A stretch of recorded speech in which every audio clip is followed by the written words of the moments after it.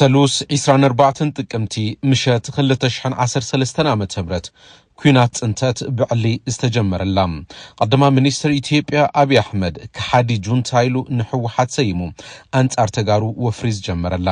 በወገን ትግራይ አባላትን መራርሓን እዚ ሰሜን አብጎንና ተሰሊፎም ተባሂሉ በመግለጺ ዝተዘረበል እዋን ስልኪ መብራህቲ ባንኪ መጓዓዝያን ካልኦት አገልግሎታትን ሽዑ ክቋረጽ ዝተገበረሉ ሙሉ ዓቅሚ ሰራዊት ኢትዮጵያ ኩለን ክላት ሰራዊት ኤርትራን ናይ ሶማሌ ሰራዊትን ናይ ካልኦት ዓድታት ድሮን ቢሮም አብላዕሊ ትግራይ ጠያይትን ቁምቡላታትን ክዘንብ ኩናት ዝተጀመረላ 24 ጥቅምቲ 2013 ዓመተ ምህረት ካብታ ዓለ ጀሚራ ውግእ ዘይተኻየደላ ወረዳ ይኹን ከባቢ ናይ ትግራይ የላን አብላዕሊ ተጋሩ ገበን ኩናት ገበን አንጻር ሰብአውነትን ገበን ዓሌት ምንጻትን ከም ዝተፈጸመ መንግስቲ አሜሪካን ካልኦት ዓለም ለኻው ትካላትን ዝገልጽ ወይ በዚ ዓለት ቅድመ 5 ዓመት ዝተጀመረ ኩናት አብላዕሊ ደቂ ትግራይ ዘውረዶ መከራ ክንዝክሪና ክብራት ተኸታተልቲ ላንዳ ሪፖርት ዩቲዩብ ቻናል ላይክ ሼር ሰብስክራይብ ምግባር ስድራ ላንዳ ሪፖርት ክትኾኑ ንሓትት መራሓ ሀገር ከየንቲ ጳጳሳት ሼኻት ፓስተራት ምሁራን ሰብሞያ ሚዲያ ነጋዶን ዳርጋ ሁሉ ማህበረሰብ አብላዕሊ ትግራይ ዝዘመተን ክዘምት ዝደገፈሉ ኩናት ዝተጀመረ 24 ጥቅምቲ 2013 ነይሩ ብርግጽ ዝዕላው ኩናት 24 ጥቅምቲ ጀምበር ዳአምበር ቀደማ ሚኒስትር አብይ ዝመርሖ ወፍሪ ፕሮፓጋንዳ አንጻር ተጋሩ አመላ ኢትዮጵያ አቀዲሙ ተኻይዱ ናይ ቀትረ ዛብ ጸጉረ ልውጥ ተዛረብቲ ትግርኛ ሰብአው ጥሕሰት ፈጺሞም ዝብሉ ቀድሚ ኩናት በማዕኸና ዜና يقربوا نيرم 24 ጥቅምቲ ኩናት ትጅመር ድማ ከውታሌቲ አብይ አህመድ በሰበር ዜና መጽዩ ከሓዲ ጁንታ አብላዕሊ እዚ ሰሜን መጥቃዕት ፈጺሙ ምባል እንህዝበላ አይሉ እዚኦም ካብ ገሃነም ዘምለጡ ሰብ ዝመስሉ አጋንንቲኦም ሰብ መሲሎም ክነብሩ ክንፈቅደሎም ይብልናን ናብ ገሃነም ክንሰዶም ይግበአና ዝብል ምልዓሉን በአዘዝ ሰራዊት ኢትዮጵያ በዕሊ ተነጊሩ እነዚህ ሰዎች የወጉን ወገኖቻችን ናቸው አብረን ነው ይኖርነው ብለን እንደ ሰው ነበር ምናያቸው ነገር ግን የሰው መልክ ያላቸው ከጀሃነም ያመለጡ ሰይጣኖች ስለሆኑ በመድር ላይ ሰው መስሎ መኖር የለባቸውም ሰው ሆኖ እንዲኖሩም ልንፈቅድላቸው አይገባም ወደ ጀሃነም ልንመልሳቸው ይገባል ነው ያለው ህዝብ ትግራይ ናይ መላእ ህዝብ ኢትዮጵያ ጸላእዩ ብዝብል መራሕቲ ዝዓዲ ብዕሊ ኣብ ማዕኸና ዜና ቀሪቦም አንጻር ህዝብ ትግራይ ናይ ክተት አዋጅ አውጆም ናብ ትግራይ ሓንቲ ባን ከይተሓልፍ በአረመናዊ ጭካነ ክንገጥሞም ይግባና ከም ጤል ጠቢስና ክንበልዖም ኣለና ብምባል ነጋድን ፖለቲከኛታትን አላዓይሎም መራሕቲ ሃይማኖት ድማ ኣብ ጎኒ ሰራዊት ምክልኻሊና ብምባል ገንዘብ ወፍዮም ናይ ፕሮፓጋንዳ ሓገዝ ሂቦም ካብኡ ሰጊሮምን ሰይጣን ይሕሸና ክብሉ ተሰሚዖም እዚ አይነት እርኩሶች እነዚህን ገለመሞት አይደል እንደ ፍየል በልተ ጠብሰ በልተ መሞት ራሱ በጣም ትልቅ ነው 200 የሚሆኑ ተደርገው እና የቀጠሉት እድሜ የተሰጣቸው አንዳንዶቹ በኔጎሺዬሽን አቆሙ አንዳንዶቹ ባንዱ አሸናፊነት አቆሙ አንዳንዶቹ ደግሞ አንዱን እርዳታውን በመቆለፍ አቆሙ ስለዚህ የሚያስፈልገው ምንድነው እርዳታውን መቆለፍ ነው ጦርነት እንዲቆም ለማድረግ እንግሊዘኛ ቋንቋ ጁንታ ተብሎ የተተረጎመለት ክሩ ኢትዮጵያን ከሚገዛ ሰይጣን ቢገዛ ነሻለታ ምክንያቱም ሰይጣን እግዚአብሔርን ይፈራል ሰይጣን እግዚአብሔርን ያከብራል ስለዚህ ከሰይጣን የባሰ ግብር ያላቸው ምን ይሆን ምን ኢትዮጵያን እንዲገዙ መፈቀድ የለበትም ጠላት እስካልጠፋ ጊዜ ድረስ ከዚህ በኋላ ረፍት የለንም የህዝብ የመላ ኢትዮጵያ ህዝብ ጠላት ነው የህዝብ የኦሮሞ ጠላት ነው የህዝብ የአፋሩ ጠላት ነው የጋምቤላ ጠላት ነው የሶማሌው ጠላት ነው ስለሆነም በጀመርነው ልክ ይሄን ኃይል እጅግ በጀግንነት መንፈስ ልንፋለመው ይገባል ማለት ነው እዞም ብጭካነ ተላዒሎም ዝመጹ ወታደራት ኢትዮጵያን መሻርክቱን ኣብ ትግራይ ክልተ ዓመት ብዝወደአ ኩናት ጽንተት ኣብ ልዕሊ ደቂ ኣንስትዮ ትግራይ ከቢድ ጾታዊ ዓመፅ ከም ዝፈጸሙ ዓለም ለኻዊ ትካላት ኣፍሊጦም እዮም ጾታዊ ዓመፅ ከም መሳርሒ ኩናት ከም ዝተጠቐሙን ብዙሓት ዝስማዕምዑሉ ሓቂ እዩ ኮይኑ ጸኒሖም ኣብ ፈላሞት ወርሒ ምጅማርቲ ኩናት ስዒቡ ቀዳማ ሚኒስትር ኢትዮጵያ አብይ አህመድ ንፓርላማ ሃገሩ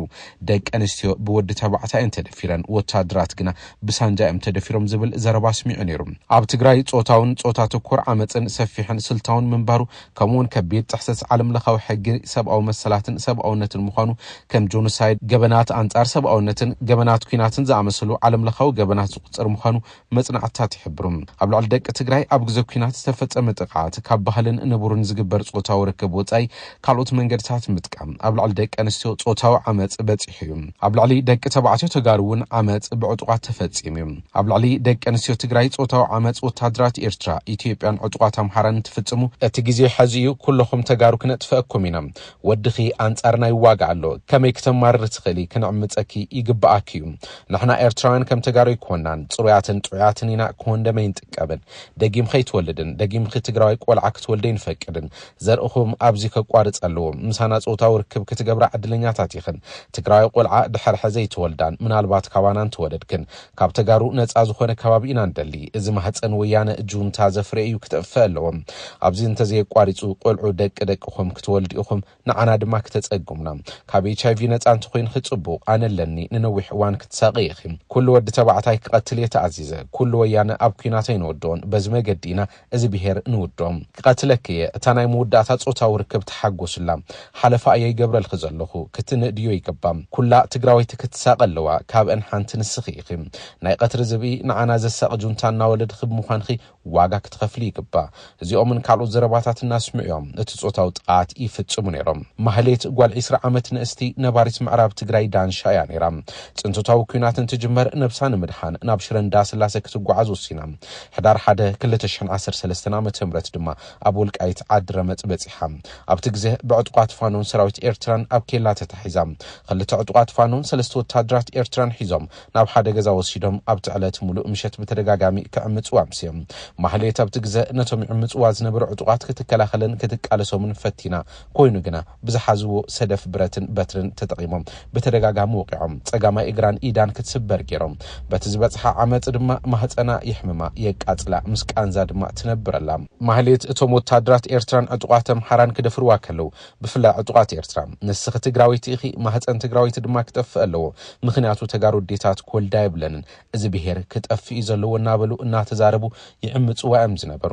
እዚ ቃል ማህሌት ንኮሚሽን መጽናዕቲ ጆኖሳይድ ትግራይ ዝተዛረበቶ ኣብ ግዜ ጽንተት ኩናት ኣብ ትግራይ 88654 ደቂ ኣንስትዮን ኣዋልድን ትግራይ ናብ መረበተን ብዝመጹ ዓመጽቲ ብዕስለን ብውልቀን ተዓሚጸን ኮሚሽን መጽናዕቲ ጆኖሳይድ ኣብ ቀረባ እዋን ዕላወ ብዝገብሮ ምርመራ ልዕሊ ፍርቂ ጾታው ዓመጽ ተፈጸመለን ደቂ ኣንስትዮ ማለት እውን 55 ሚታዊ ብሰራዊት ኤርትራ ልዕሊ 35 ሚታዊ ብሰራዊት ኢትዮጵያ ኣስታት 5 ሚታዊ ዝኸውን ብዕጡቃት ኣምሓራ ዝተፈጸመ እዩ ተወሳኺ እተን ዝተረፈ 5 ሚታዊ ብሓባርቶም ዕጡቃት ዝደፈርወን ዕጡቃት ዓፋርውን ዝደፈርወን ከም ዘለው ይረድም ኣብ ዋን ኩናት ጽንተት ደቂ ትግራይ ኣብ መረበቶም ኣብ ገዝኦም ብወረርቲ ብግፍዕ ተጨፍጭፎም እዮም ኣብ ኣክሱም ገዛን ገዛና ዞር ወታደራት ኤርትራ ልዕሊ 1000 ደቂ ትግራይ ኣብ ኣፍ ደገ ገዝኦም ረሽኖም ኣብ ማህበረ ዴጎ ወታደራት ኢትዮጵያ ንተጋሩ ቪድዮ እናቀረጹ ብግፍዕ ጨፍጭፎም ኣብ ማርያም ደንገላት ኣብ ቤተ ክርስቲያን ዝነበሩ ኣመንቲ ተምሃሮ ቤት ትምህርቲ ሰንበት ካህናትን ብግፍዕ ተቀቲሎም ኣብ ደብረ አባይ ተካ ተስፋይ ቦራን ካልኦት ከባቢታት ትግራይን ተጋሩ ብምዃኖም ጥራሕ ብሄሮም ገበን ኮይኑ ብዙሓት ብግፍዕ ተቀቲሎም እዞም ሓይልታት ዝኣተውዎ ገዛ ዘሚቶም ክወስድዎ ዘይኽእሉ ንብረት ዕንዮም መንበር ኣባይቱ ነቃጺሎም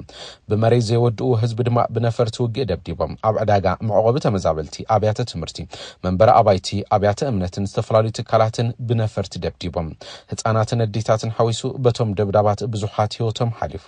ኣብ ቶጎጋ ኣላማጣ መቐለ ኮረም ደደቢት ዓድዳዕሮን ካልኦት ከባቢታት ትግራይ ሰላማውያን ሰባት ብግፍዒ ብነፈርቲ ውግእ ህይወቶም ሓሊፉ ኣላማጣ 7 ታሕሳስ 2014 ዓመተ ምህረት ዝተፈጸመ መጥቃዕቲ ነፈርቲ ውግእ ኣብ ማእኸል ዕዳጋ ሰላማውያን ሰባት ኢላማ ዝገበረ ነይሩ ኣላማጣይ ብድሮን ድብደባ ማእኸል ዕዳጋ ህፃን ለይፈለየ ጥንስተይ ፈለየ ማዕልታዊ ስራሕ ሰሪሑ ማዕልታዊ ደቂ ኸድር ሳዕሪ ሸይጣ ሽምብራ ሸይጡ ሸውት ሽምብራ ሸይጡ ካልእ ኢሉ ግዛዕ ሸቂጡ ንዝተሰብሰበ ህዝቢ ተደብዲቡ ቆልዓ ዝጠፍኣ ሰኣይ ሰይትን ተቆዖም ቆልዓኦም ኣብ ዘለዎ ለይፈልጡ ኣብ ሰብ ለይብሎም ዝሓድር ንብሎም ማዕልቲ ኣብ ሰብሪ ኸይባዚ ኣሐዚ ኣብ ንጹህ ህዝብና ኣብ ከተማ ምድብዳብ ማለት ያው ሓደን ካፍት ናይ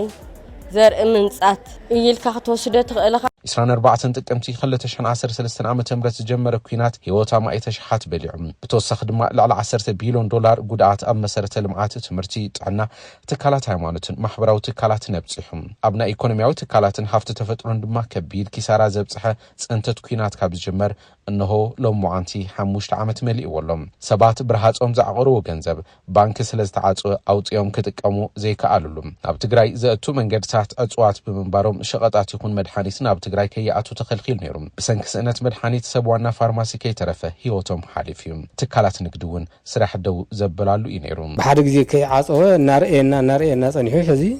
ተቐሊሉ ግብ ቢልዋን ይሄ ማለት እዩ ዛግብ ማለት እዚኣ ድማ ተፈጢራት ተዘላ ግልጽ እኮ ተንወና ብርኢኹም ትኾንኩም ናይ ንግዲ ቦታ ኢልኩም መጽኢኹም ወይ ተጽሑፍ ርኢኹም መር ኣብ ናይ ንግዲ ቦታ ሰብ ተገልጋላይ ተመጋባይ ገለ ክህሉ ይግባእ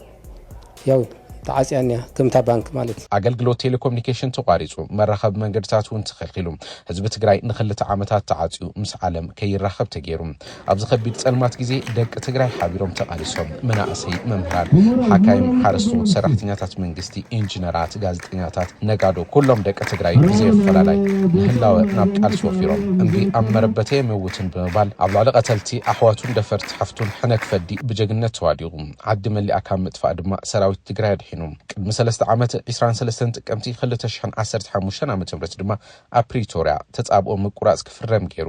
ተጋጊዮም ዘይደኽሞም መራሕቲ ትግራይ ግና ፖለቲካዊ ኣፈላላይ ፈጢሮም ፖለቲካዊ ኣፈላላይ ምፍጣር ንቡር እዩ እቲ ፖለቲካዊ ኣፈላላይ ናብ ዕጡቃት ክሰግር ግን ገይሮም ላዕሊ ኮር ተባሂሎም ዝተጸውዑ መራርሓ ሰራዊት ዘዝዎ ሰራዊት ትግራይን ካብኦም ዝተፈለዩ ድማ ዕጡቃት ሓራ መሬት ኢሎም መስሪቶም እቲ ኣፈላላይ ድማ ትማሊ 23 ጥቅምቲ 2018 ዓመተ ምህረት ከም ዝረኣናዮ ናብ ተኽሲ ክሰግር ክኢሎም كبرات تخطاتل تلاندا ريبورت بمخنيات مجمار كوينات تقراي 24 ጥቅምቲ زحزنا يمدلاو أبزيزازيمنا لنا سلسل تخطاتلكمنا نمسكن لاندا ريبورت لايك شير سبسكرايب مقبار سدراز يوتيوب channel كتخون نحطت سلام